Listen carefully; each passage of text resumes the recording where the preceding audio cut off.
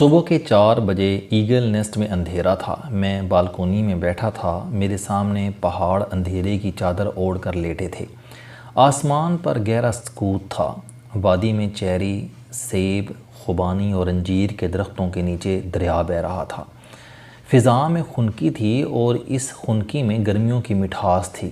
4:05 پر چوٹیاں سفید ہونے لگیں۔ راکا پوشی نے اندھیرے کے لحاف سے منہ باہر نکالا، دائیں بائیں دیکھا اور پھر دوسری 8 چوٹیاں بھی لحافوں سے باہر آنے لگیں۔ لیڈی فنگر میری دائیں جانب پیچھے کی طرف تھی۔ میں نے گردن گھما کر دیکھا۔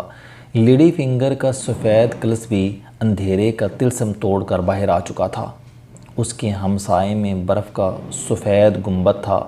اس کی چاندی بھی چمک رہی تھی۔ اب وہاں برف کی چاندی تھی، خنک ہوا تھی۔ لیڈی فنگر کا سفید کلس تھا۔ راکا پوشی کے بدن سے سرکتی چادر تھی۔ انجیر، خوبانی، سیب اور چیری کے درختوں کے نیچے بہتا دریا تھا۔ دور نگر کی مسجد سے فجر کی نماز کا بلاوا تھا۔ ایگل نیسٹ کی بالکونی تھی۔ ہنزا کا سویا ہوا قصبہ تھا۔ التت فورٹ کا اداس واچ ٹاور تھا۔ بلتت فورٹ کے دکھی جھرونکے تھے اور وقت میں گھلتا ہوا وقت تھا، اور پھر وہ لمحہ آ گیا جس کی تلاش میں صدیوں سے لوگ یہاں آ رہے ہیں، ایگل نیسٹ کی ان چٹانوں پر بیٹھ رہے ہیں، رات کو دن میں بدلتے دیکھ رہے ہیں۔ میں نے کھلی آنکھوں سے راکا پوشی کی چوٹیوں کو سفید ہوتے، پھر اس سفیدی کو سونے میں ڈھلتے اور پھر اس سونے کو چمکتے دیکھا۔ وہ لمحہ مقدس تھا، انمول تھا۔ میں نے دوبارہ لیڈی فنگر کی طرف دیکھا۔ لیڈی فنگر کا بالائی سرا دیے کی جلتی بتی بن چکا تھا، اور لیڈی فنگر اب لیڈی فنگر نہیں رہی تھی، وہ موم بتی بن چکی تھی۔ میرے اندر سے آواز آئی، اور تم اپنے رب کی کون کون سی نعمت کو جھٹلاؤ گے؟ میرے منہ سے بے اختیار نکلا، بے شک، بے شک۔ میں جمعہ کی صبح ہنزا پہنچا۔ میرا بیٹا شمائل 2 ہفتے پہلے یہاں سے ہو کر آیا تھا۔ اسلام آباد گلگت ایئرپورٹ PIA کی بہت بڑی مہربانی ہے۔ یہ اس پوشیدہ زمین کا چمکدار دنیا سے واحد فضائی رابطہ ہے۔ یہ فلائٹ دنیا کی خوبصورت لیکن خطرناک ترین فضائی روٹ ہے۔ جہاز گلگت ایئرپورٹ پر لینڈنگ سے پہلے ایسی تکون میں داخل ہوتا ہے جہاں دنیا کے 3 بڑے پہاڑی سلسلے آپس میں ملتے ہیں۔ یہ جگہ پونچی کہلاتی ہے۔ اس جگہ ہمالیہ، کوہ ہندوکش اور کراکرم آپس میں ملتے ہیں، چنانچہ گلگت کی لینڈنگ دنیا کی خطرناک ترین لینڈنگز میں شمار ہوتی ہے۔ میں گلگت سے گاڑی لے کر ہنزا روانہ ہو گیا۔ پاکستان نے چین کی مدد سے حال ہی میں شاہراہ کراکرم دوبارہ تعمیر کی۔ یہ سڑک انسانی معجزے سے کم نہیں۔ آپ کو سلیٹی رنگ کے خشک پہاڑوں کے درمیان موٹر وے جیسی رواں سڑک ملتی ہے۔ یہ سڑک ہنزا کو گلگت سے 1.5 گھنٹے کی مسافت پر لے آئی ہے۔ ہماری بائیں جانب گہرائی میں دریا بہہ رہا تھا۔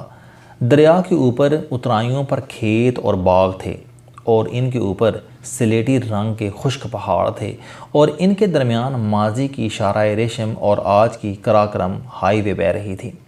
میں 2 گھنٹے میں ہنزا پہنچ گیا۔ ہنزا 48 دیہات اور قصبوں کی خوبصورت وادی ہے۔ یہ وادی اسماعیلی کمیونٹی اور طلسماتی حسن کی وجہ سے پوری دنیا میں مشہور ہے۔ ہنزا آج سے 2500 سال پہلے چین کے سفید ہنوں نے آباد کیا، اور یہ ہنوں کی وجہ سے ہنزا کہلایا۔ دریا کے ایک کنارے پر ہنزا ہے اور دوسرے کنارے پر نگر۔ یہ دونوں شہر 2 بھائیوں کی ملکیت تھے۔ یہ دونوں ایک دوسرے کے خون کے پیاسے تھے۔ یہ پیاس صدیوں تک چلتی رہی۔ نگر کے لوگ ہنزا کے لوگوں پر حملہ کرتے رہے، اور ہنزا کے سپاہی نگر کی فصلیں، باغ اور جانور اجاڑتے رہے۔ یہ دشمنی آج تک قائم ہے۔ آج بھی نگر کے لوگ ہنزا کے لوگوں کو پسند نہیں کرتے، اور ہنزا کے لوگ نگر کے باسیوں کو مشکوک نظروں سے دیکھتے ہیں۔ ہنزا کے حکمرانوں نے نگر کے حملہ آوروں اور شاہراہ ریشم سے گزرتے قافلوں پر نظر رکھنے کے لیے 1100 سال پہلے دریا کے کنارے پر خوبصورت قلعہ تعمیر کیا۔ یہ قلعہ التت فورٹ کہلاتا ہے۔ مقامی زبان میں التت ادھر کو کہتے ہیں اور بلتت ادھر کو۔ التت کی تعمیر کے 300 سال بعد بلتت کا قلعہ بھی تعمیر کیا گیا۔ یہ قلعہ آج بھی وادی کے دوسرے کنارے پر پہاڑوں کے دامن میں موجود ہے۔ بادشاہ گرمیوں اور سردیوں کے مطابق اپنی رہائش گاہ تبدیل کرتے رہتے تھے۔ ہنزا کے بادشاہ میر کہلاتے تھے۔ ذوالفقار علی بھٹو کے دور میں 1972 میں پہلے نگر کو پاکستان میں شامل کیا گیا اور پھر 1974 میں ہنزا بھی پاکستان کا حصہ بن گیا۔ یہ دونوں شہر اس سے قبل آزاد ریاستیں تھیں۔ حکومت نے شمولیت کے بدلے نگر اور ہنزا کے حکمران خاندانوں کو خصوصی امارات دیں۔ دونوں کو اسلام آباد میں 5 کنال کے پلاٹس، وظیفہ اور خصوصی اسٹیٹس دیا گیا۔ نگر کے حکمران آہستہ آہستہ کاروباری دنیا میں گم ہو گئے، جبکہ ہنزا کا حکمران خاندان سیاست میں آ گیا۔ میر غضنفر علی خان اس وقت گلگت بلتستان کے گورنر ہیں۔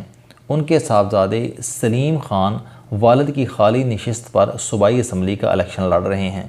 اسلام آباد کی پوش سڑک مارگلا روڈ پر ہنزا ہاؤس 30 سال سے گزرنے والوں کو ہنزا کی عظمت رفتہ کی یاد دلاتا ہے۔ خاندان کے پاس پرانی کاروں کا خوبصورت بیڑا بھی ہے۔ یہ لوگ جب اپنی پرانی قیمتی کاروں میں سڑک پر نکلتے ہیں تو لوگ ان کی سرخ رنگ کی نمبر پلیٹ اور اس پر ہنزا 1 اور ہنزا 2 دیکھ کر رک جاتے ہیں۔ آغا خان فاؤنڈیشن نے ہنزا میں بے تحاشا کام کیا۔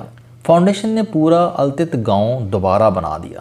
التت گاؤں کی پرانی گلیوں اور قدیم ساخت کے مکانوں میں تاریخ بکھری پڑی ہے۔ التت فورٹ کا شکوہ بھی دل میں اتر جاتا ہے۔ بادشاہ کہاں بیٹھتا تھا، ملکہ کہاں رہتی تھی، درباری کہاں آتے تھے، قیدیوں کو زیر زمین قید خانے میں کس طرح رکھا جاتا تھا، شاہی خاندان کے واش روم کی غلاظت قید خانے میں قیدیوں پر کیوں گرائی جاتی تھی، قیدیوں کو قلعے کی کس دیوار سے پھینک کر سزائے موت دی جاتی تھی اور حملے کے دوران شاہی خاندان کو کس کمرے میں چھپا دیا جاتا تھا اور انہیں کس طرح سرنگ سے گزر کر پانی کے تالاب تک لایا جاتا تھا۔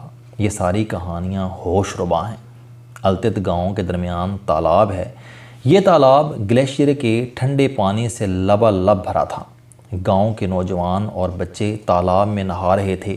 خواتین انگور کی بیلوں کے نیچے بیٹھی تھیں اور بوڑھے تھڑوں پر بیٹھ کر جوانی کے قصے سنا رہے تھے۔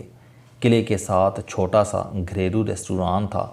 ریسٹوران کا سارا سٹاف خواتین پر مشتمل تھا۔ یہ خواتین گاؤں سے تعلق رکھتی تھیں۔ میں 2 گھنٹے ریسٹوران میں بیٹھا رہا۔ کھانا تازہ اور دیہاتی تھا۔ خاتون نے بتایا کہ ریسٹوران آغا خان فاؤنڈیشن نے بنایا۔ سٹاف کو ٹریننگ سرینا نے دی اور یہ وادی کا مقبول ترین ریسٹورانٹ ہے۔ ایگل نیسٹ ہنزا کا خوبصورت ترین مقام ہے۔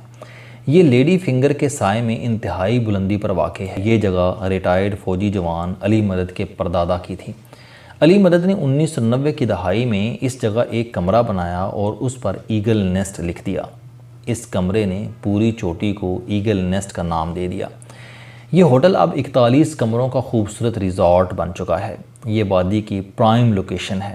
آپ کو یہاں سے ہنزا اور نگر کی وادیاں بھی دکھائی دیتی ہیں اور ہنزا کی 11 چوٹیاں بھی۔ یہ ہوٹل بنانا اور اس ہوٹل کے گرد گاؤں آباد کرنا انسانی معجزہ ہے اور علی مدد اس معجزے کا آرکیٹیکٹ ہے۔ یہ رات تک اپنے ہوٹل میں اس طرح پھرتا رہتا ہے جس طرح خوشحال دادا اپنی صحت مند آل اولاد کے درمیان خوش پھرتا ہے۔ علی مدد نے اس مشکل جگہ سڑک بھی پہنچائی، پانی بھی اور زندگی کی دوسری سہولتیں بھی۔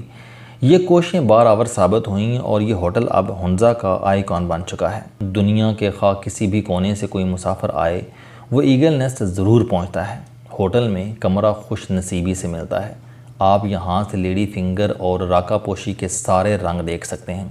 وہ چٹان بھی ایگل نیسٹ ہوٹل کے ساتھ ہے جہاں سے 11 چوٹیاں نظر آتی ہیں۔ یہ تمام چوٹیاں 6000 میٹر سے زیادہ بلند ہیں۔ یہ دنیا میں اس نوعیت کا واحد مقام ہے۔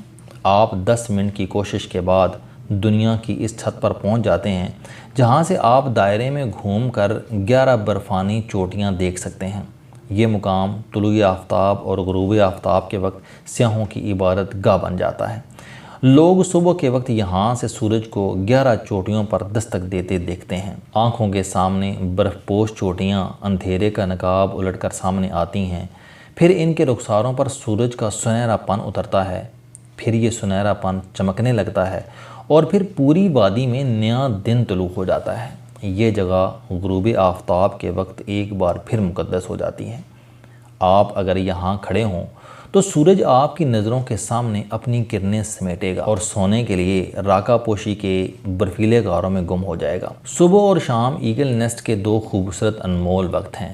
یہ لائف ٹائم تجربہ ہیں اور میں 2 دن یہ لائف ٹائم تجربہ کرتا رہا، یہاں تک کہ میں کل سوموار کی صبح گلگت آنے سے پہلے بھی بالکونی میں بیٹھ کر راکا پوشی پر صبح صادق کو اترتے دیکھتا رہا۔ وادی میں اس وقت روحوں کے کہکے اور فرشتوں کے پروں کی آوازیں آ رہی اور زندگی وقت کی تال پر رقص کر رہی تھی۔ وہ ایک انمول لمحہ تھا۔ السلام علیکم۔ آپ سٹوڈنٹ ہیں، کوئی جاب کرتے ہیں، کاروبار کرتے ہیں، یا پھر آپ گھریلو زندگی گزار رہے ہیں۔ اگر آپ اپنی زندگی کو بدلنا چاہتے ہیں تو اس چینل علم دوستی پر آپ زندگی میں کامیابی کے لیے جاوید چوہدری صاحب کے موٹیویشنل، سوشل، سیلف ڈسکوری سے ریلیٹڈ اور صحت سے متعلق بے شمار کالم سن سکتے ہیں۔ میرا دعویٰ ہے کہ یہ چینل آپ کی زندگی بدل دے گا۔ اس چینل کا مقصد اچھی باتیں معاشرے میں پھیلانا ہے اور اچھی بات کو دوسروں تک پہنچانا صدقہ جاریہ ہے۔